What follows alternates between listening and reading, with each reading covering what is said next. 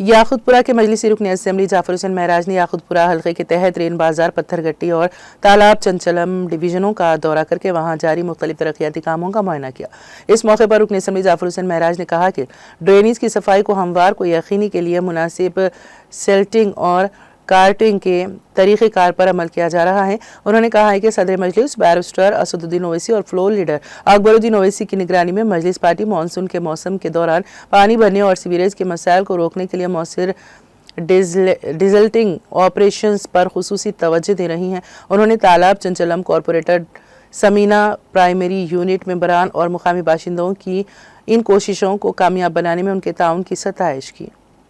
Yakutpura assembly constituency के नालों की जो डिसिल्टिंग हो रही है उसका इंस्पेक्शन किया गया है। जैसा रेन बाजार डिवीज़न, पत्थरगट्टी डिवीज़न और तालाब कट्टा डिवीज़न के अंदर जो नालों की साफ़ सफाई हो रही है, जो सिल्ट निकाल के मुकम्मल सिल्ट जो निकाला जा रहा है और काटिंग कराया जा रहा है, उसका पूरा इंस्पेक्शन करा रहे हैं।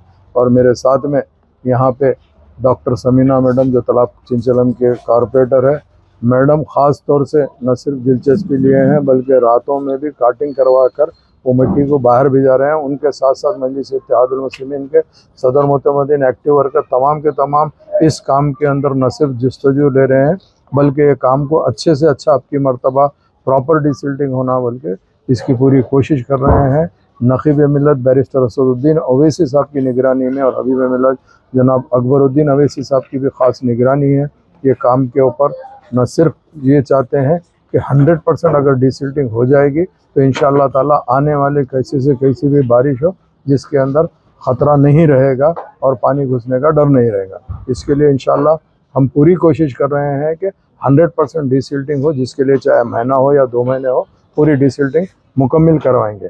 मैं आप तमाम का तहे दिल से शुक्रिया अदा करना चाहता हूँ, चाहे वो प्रिंट मीडिया, इलेक्ट्रॉनिक मीडिया हो, सोशल मीडिया हो, और उसके साथ साथ आज के प्रोग्राम में जितने भी जिम्मेदार मौजूद हैं उन सब का शुक्रिया अदा करता हूँ। बहुत बहुत शुक्रिया।